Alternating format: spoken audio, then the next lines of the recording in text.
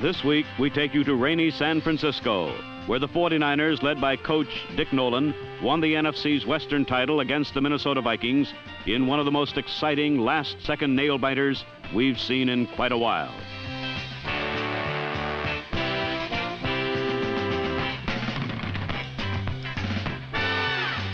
San Francisco's victorious rally gave them their third straight Western Division title, but as fine a football game as this was, we'd be remiss if we didn't at least briefly turn our attention to another game played last Saturday.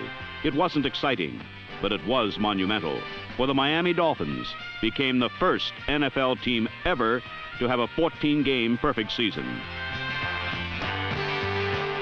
And so we briefly changed the scene from rainy San Francisco to glamorous Miami.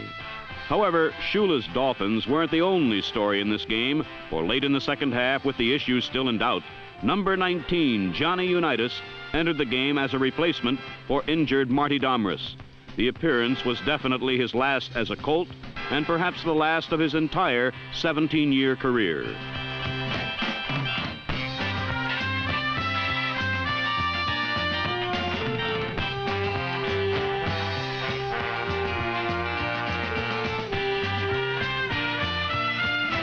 In front of a standing ovation in an enemy stadium, Johnny Unitas threw what may be his final pass in the NFL.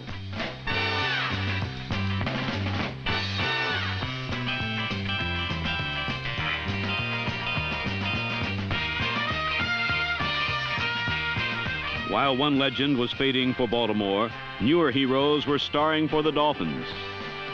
Tiny Garo Yepremian kicked field goals of 35, 40, and 50 yards for 9 points, while old-timer Earl Morrall, having his greatest year, threw a touchdown to Paul Warfield, who is back making miracles again after missing several games with an injury. Warfield's touchdown and the 3 field goals gave Miami 16 points, more than enough, for the Colts got none. The Orange Bowl crowd of over 80,000 had even more to cheer about, as Earl Morrall was replaced late in the game by All-Pro and last year's most valuable player, Bob Greasy, who made his first appearance since the 5th game of the season.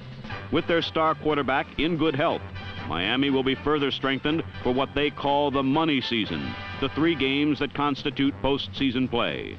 But the drama that really captured the attention of the fans concerned number 22, Mercury Morris, who was attempting to reach the 1,000-yard plateau. If he had made it, he would have joined Larry Zonka and given Miami the first set of backs ever to do it on one team. Sliding his way across the puddle-pocked potty turf of the Orange Bowl, Mercury gave it a valiant effort under poor conditions. The slippery turf was against him, and the Colts were keying on him, knowing how much the Dolphins wanted their popular teammate to accomplish the goal. Morris took a terrific beating and twice limped off the field with ankle injuries. This great human interest story, which began after last year's Super Bowl when Morris complained about not playing enough, seemed about to end.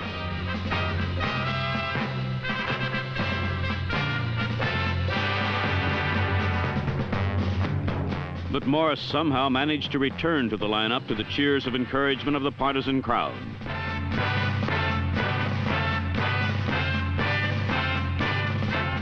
The second injury brought him up 9 yards short of the 1,000 yards he so badly wanted.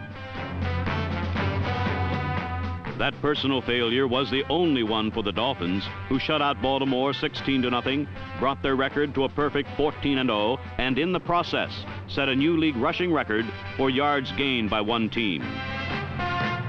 It was a history-making performance in an improbable season for the Cinderella Dolphins of Don Shula.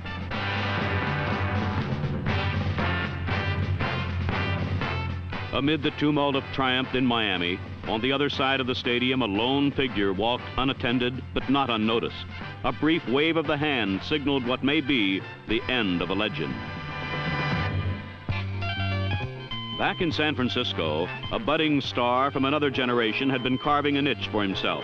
Steve Spurrier had taken over for an injured John Brody and led his team to the brink of the playoffs. Before last Saturday's game with Minnesota, not only the 49ers, but the Falcons and Rams also had a chance to be the Western Division representative in the playoffs. The 49ers alone among these three teams could control their own destiny. And last week, under the misty skies of Candlestick Park, they did it in dramatic fashion. So this week, we salute the victors, Miami's great undefeated Dolphins and the exciting San Francisco 49ers in the NFL Game of the Week.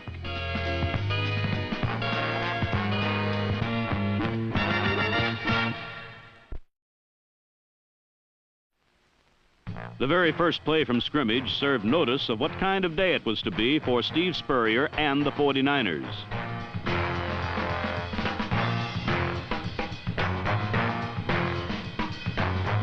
Carl Eller came up empty despite a great defensive play, but Minnesota didn't have to wait long to get the ball.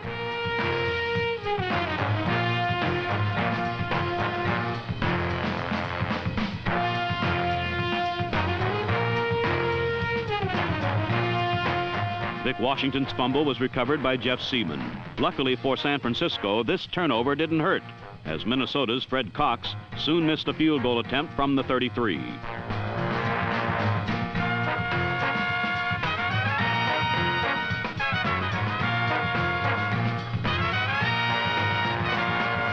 But this was to be a day of turnovers for the home team. Ken Willard's fumble and the recovery and long return by number 40, Charlie West, gave the Vikings the ball on their opponent's 16-yard line.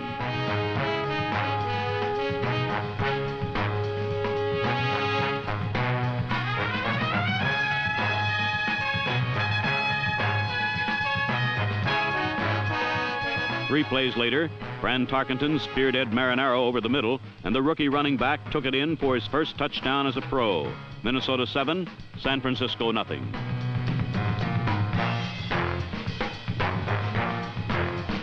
On the following kickoff, Vic Washington atoned for his earlier fumble with a return of 56 yards to the Viking 41.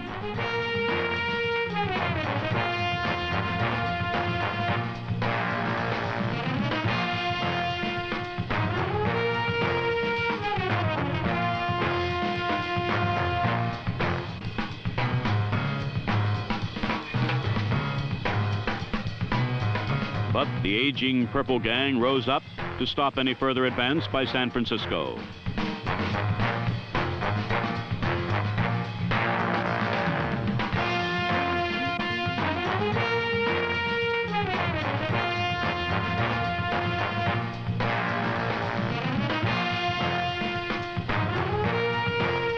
San Francisco settled for a Bruce Gossett field goal and a 7-3 score at the end of the first quarter.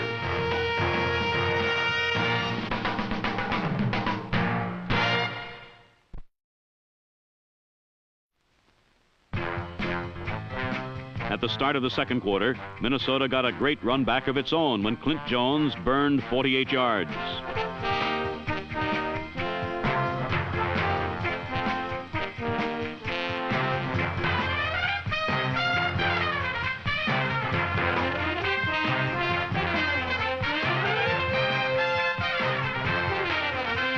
Here, Fran Tarkenton went for all the marbles to John Gilliam and should have gotten it.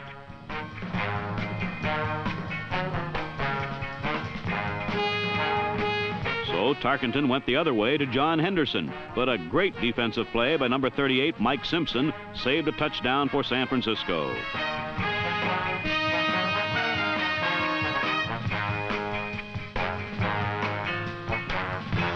But as we said, this was to be a day of turnovers for the 49ers, and on the very next play, Spurrier's pass was deflected by Carl Gersbach and intercepted by Charlie West.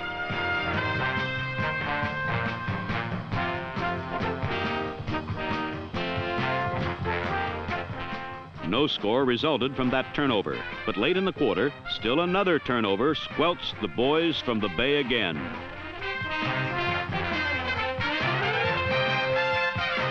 A pass to Gene Washington picked up 35 yards, by far the biggest gain of this mistake-ridden first half, discounting kickoff returns.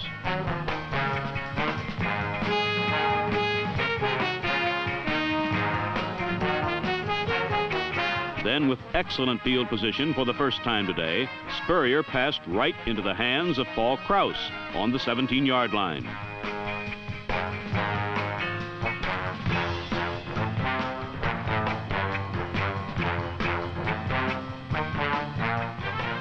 Minnesota soon gave the ball back with a disastrous error of their own when Mike Eischeid went back to punt.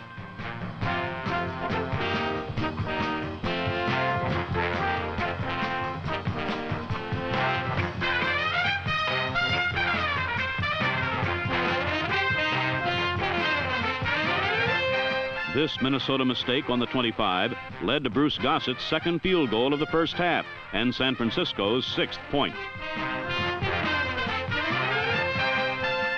The 49ers only trailed by 1 at the half, but had turned the ball over 4 times, and at this point, the division title seemed as misty as Northern California's weather.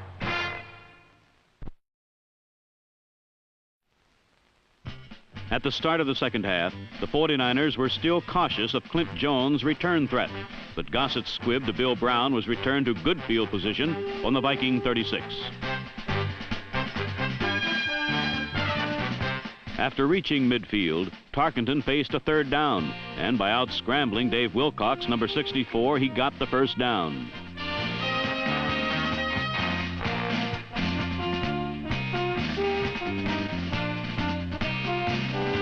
A penalty further moved the ball to the 10, but from there, Wilcox defused Tarkenton's bullet.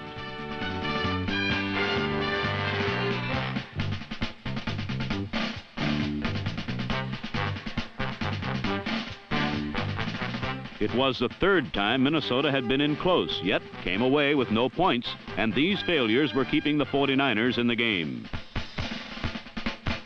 On Minnesota's next possession, they would get close again, as a good play fake and a perfect pass freed Brown for 31 yards. But after another pass gained 9 3/4 yards, the 49ers stiffened. Brown lost 4 on a run, then Tarkenton lost 14 more.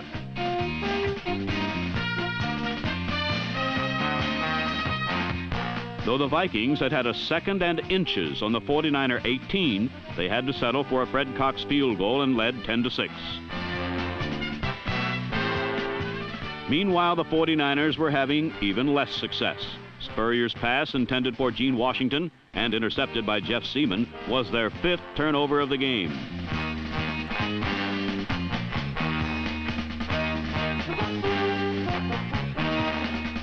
On the 49ers sideline, there were rumblings of Brody. Spurrier would not have won a popularity contest with his showing today, and to make matters worse, Tarkenton turned Spurrier's last turnover into a touchdown with a perfect pass to John Gilliam.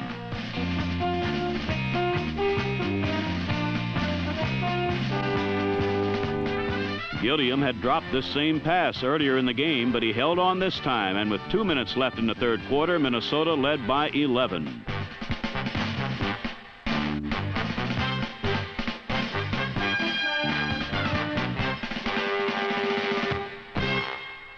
Trailing now 17-6, it was time to bring back Brody. Brody had been injured earlier in the year, but for the past 3 weeks he has been ready to go. However, Spurrier's strong performance until today had kept Brody bench-bound. Now, in this do-or-die situation for San Francisco, head coach Dick Nolan decided it was time for Brody to reappear.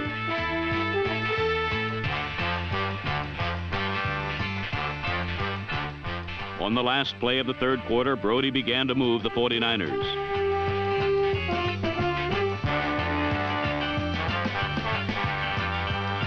On the first of the fourth quarter, Ted Kwolek made his first reception of the game and carried to Minnesota's 11-yard line.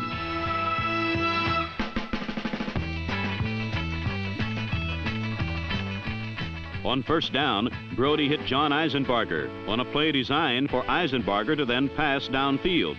But forced to make a leaping catch, he had to run. On second down, Jim Marshall's great play on Vic Washington cost the 49ers 5 yards.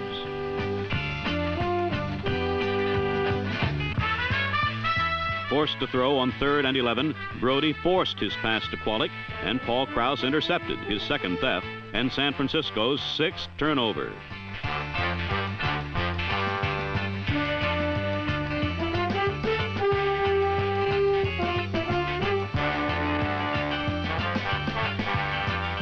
Brody's bold thrust perhaps breathed life back into the 49ers, and they stopped the Vikings to give Brody another shot.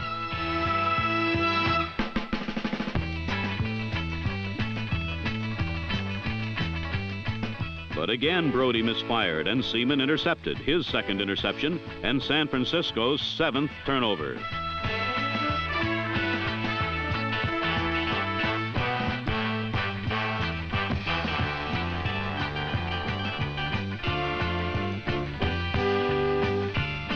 Now, smelling victory, the Vikings tried the old Tarkenton to Marinaro to Gilliam to Tarkenton to Marinaro play, but it failed to gain.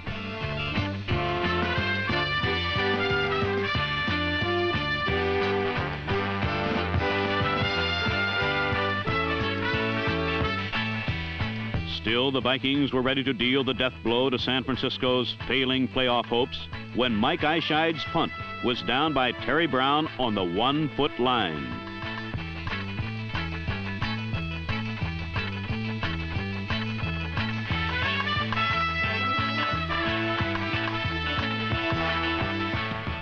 With 9 minutes left, the 49ers were 99 2/3 yards away and still trailing by 11. Brody's only choice was to throw, and a pressure pass to Eisenbarger got some operating room.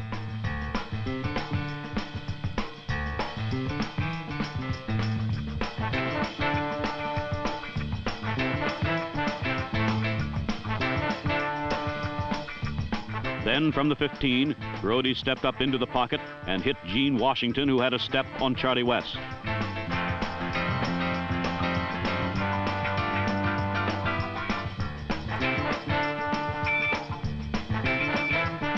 The play gained 53 yards, and 3 plays later, Washington outfought Bob Bryant for the touchdown.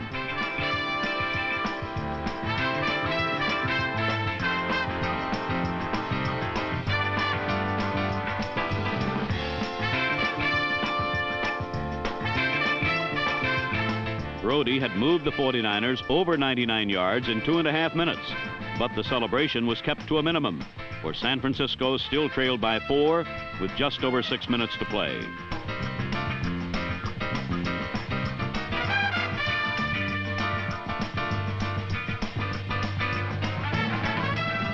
The offensive adrenaline splashed onto the 49er defense, and they sacked Tarkenton for the 4th time in the game. San Francisco's defense leads the NFL in sacks, and they had gotten one when they needed it most. But on 4th down and 12, the 49ers saw an incredible break go against them.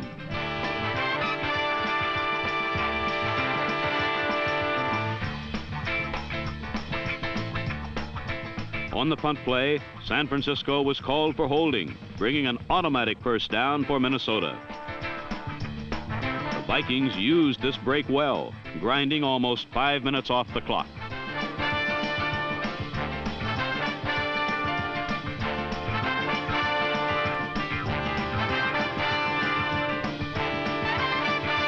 When the 49ers offense finally got the ball, only 90 seconds remained, and they were 66 yards away, needing a touchdown, as a field goal would leave them 1 point shy of the playoffs. The 49ers got a break when Seaman interfered with Ted Qualick to move the ball to the Viking 26.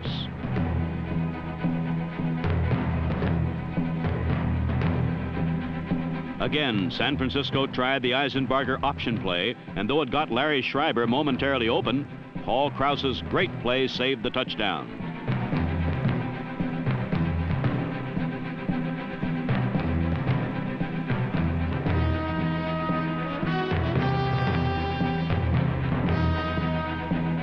On 3rd down, Brody hit Vic Washington, who carried to the 3, but the 49ers had no timeouts left, so with 40 seconds left, Brody would have to pass San Francisco into the playoffs.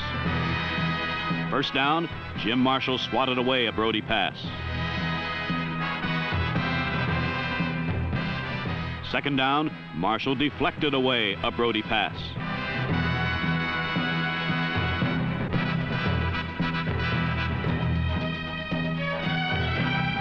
Third down and 30 seconds away from elimination, Brody rolled out and directed traffic.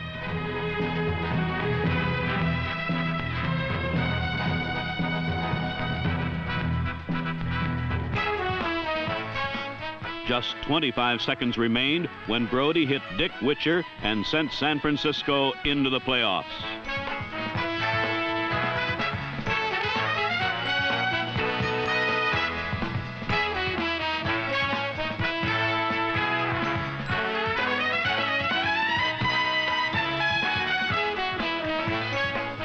Minnesota would get the ball once more, but they could not score. John Brody had risen from the depths of the bench to lead San Francisco into the playoffs for the third straight season. It was a remarkable turnaround for Brody. At 37, he does not have many seasons left. And with 27-year-old Steve Spurrier playing so well, this indeed could have been Brody's last year. But with an entire season riding on the 49ers' last possession of the year, John Brody had saved it.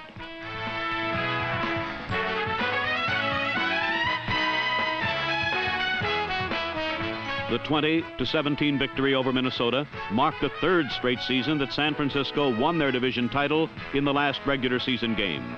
They have yet to advance to the Super Bowl, but riding a reborn John Brody, they may make it yet.